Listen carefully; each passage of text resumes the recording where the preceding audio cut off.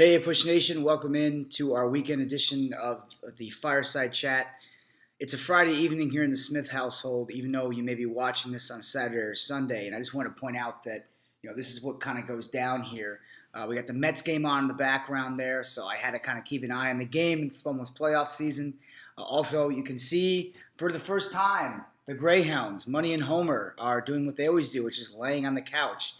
And if you've got big plans for this Friday night or wherever you're doing this weekend, be safe and enjoy everything that's going on in your lives outside of bases. But let's get down to business. And I made a decision.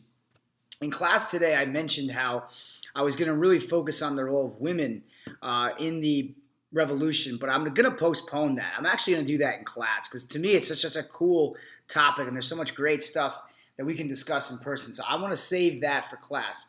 Instead, I'm more or less just going to continue along in the vein of discussing the protests and the differing responses of the colonial leaders and the colonists to the acts of Parliament.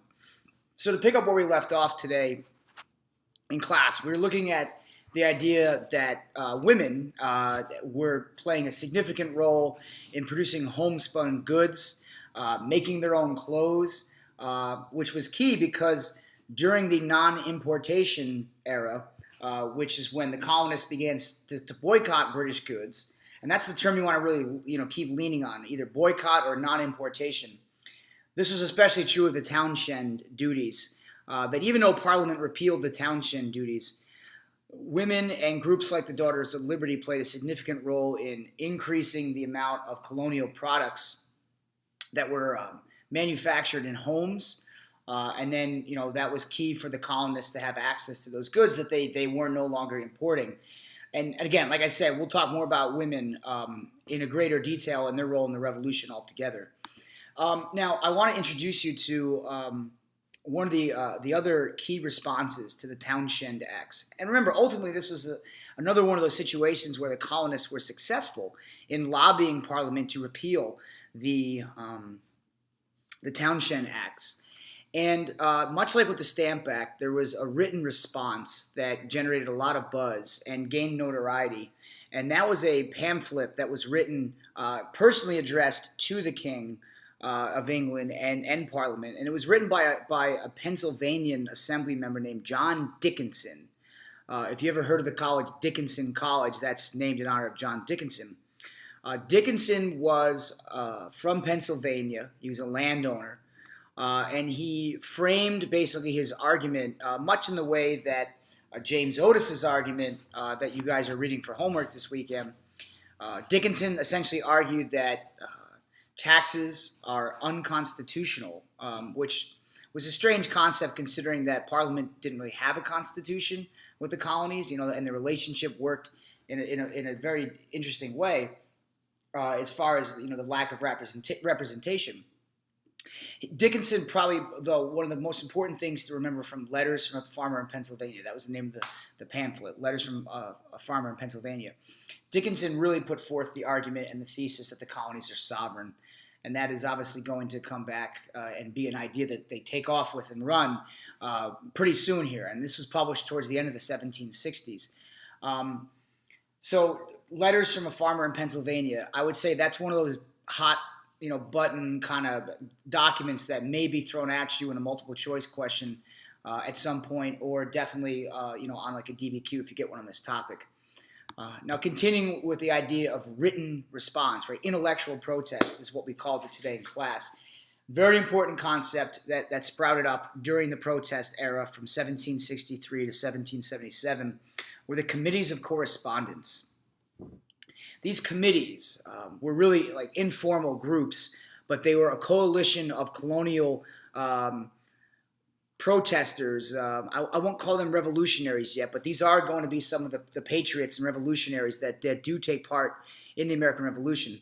But these informal groups were established usually in taverns, and which kind of worked as both bar and hotel or inn. And in these taverns or in places in local colonial cities and towns, key middle class, upper middle class elites that were the ones that were really sparking a lot of the interest in protest and drawing attention to documents like John Dickinson's or James Otis or Patrick Henry's Stamp Act Resolves. So these committees were groups of elite, educated men and women. Women also were part of the committees of correspondence in some cases. There's evidence of James Otis's sister, whose name was Mercy Otis Warren. I'll talk more about her this week in class. She was considered to be one of the members of the Massachusetts Committee of Correspondence. And that's kind of how it worked. Like each colony had its own committee of correspondence. Almost all the colonies, I should say, not everyone, but these committees would write letters and publish pamphlets, and they would distribute them all throughout the colonies. And the first committee of correspondence was formed actually in response to the Sugar Act. So the committees kind of go back to the beginning of the protest era. New York set up the Stamp Act crisis using the committees of correspondence. That was how the colonies communicated or amongst most of them. And in fact, James Otis's piece, the one you're reading for, the microtheme, that was an example of a written document about, in the committees of correspondence. The whole purpose of these committees and their significance, why you should really care about them, is the fact that the committees were the network of communication. And think of it like that.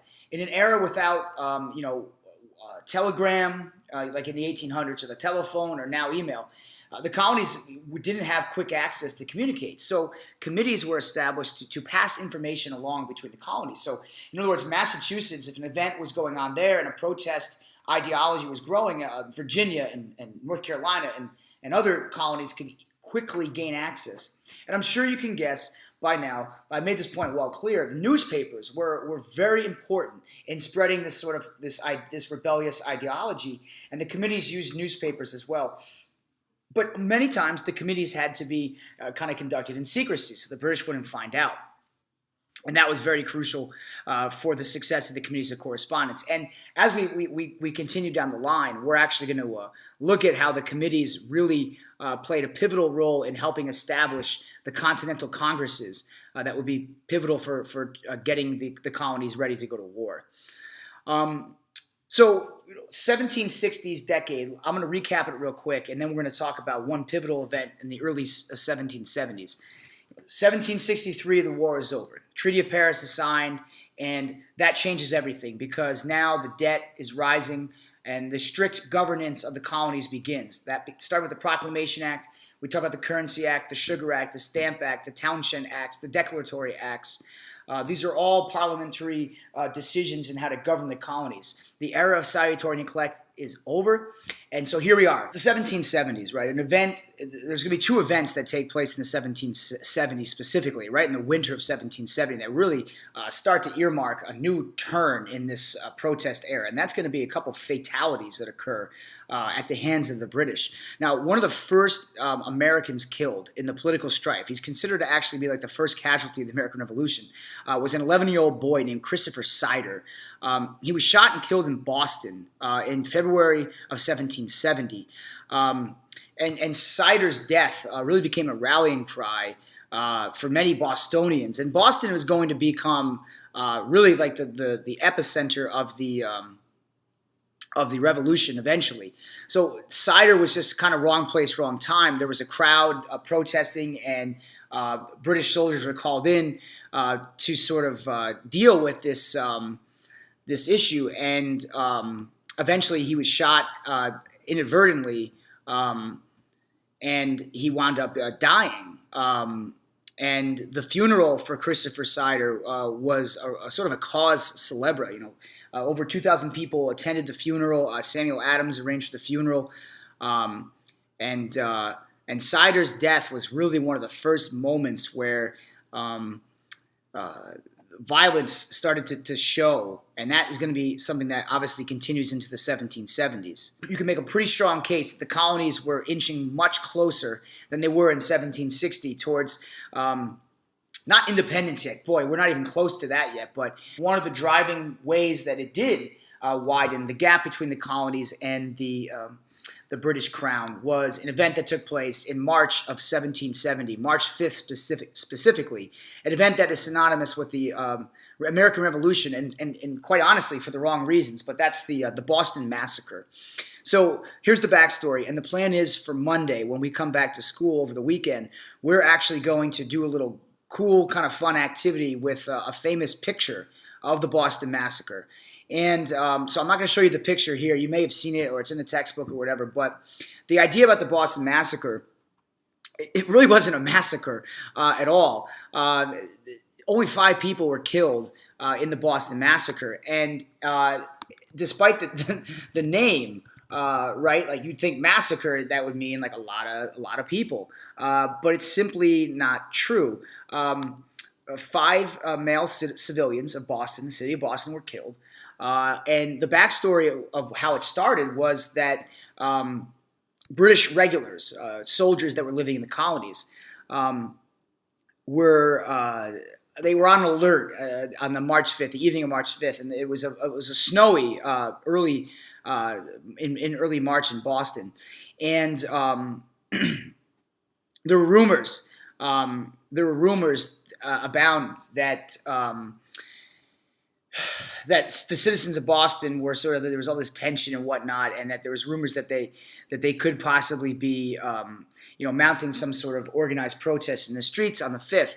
And so the members of the British military that were on guard there in the city of Boston were on edge, and it was nighttime, so you can imagine that the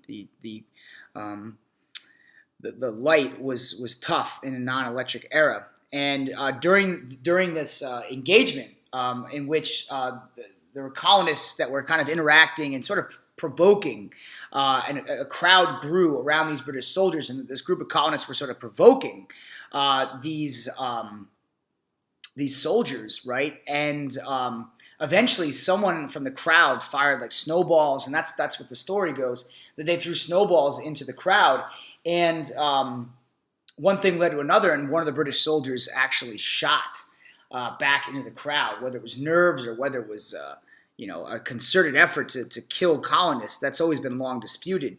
And the first victim that was actually killed was a runaway slave named Christopher Seider. He was killed, the first victim of the Boston Massacre. At the end of the incident, it was over very quickly. It dissipated almost as quickly as it started. It was not some big battle, but that's not what the painting that we're going to look at there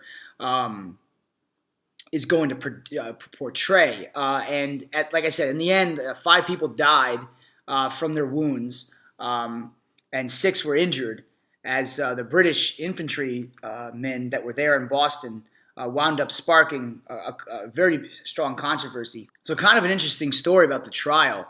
The government of Massachusetts was very much determined to give the soldiers a fair trial. And the person who came to the defense of the soldiers and Thomas Preston's men was John Adams. John Adams, the future president of the United States.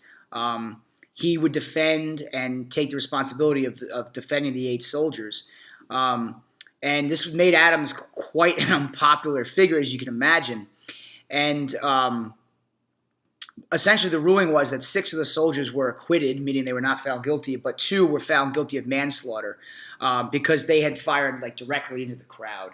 So there were 2 people that were convicted of manslaughter. But, again, the story of the Boston Massacre, really, we're going to talk a lot more about it in class because it's one of those stories that kind of, really, gets utilized as propaganda, and I'm going to make sure that we go over that. So we'll definitely be talking about the Boston Massacre on Monday and looking at a photo. And that's pretty much it. So I threw a lot at you. It's a longer one than usual. So whatever questions you may have, we can cover if you need to in office hours this week. I hope you guys have a good, safe rest of the weekend. And as you know, the past shapes the future.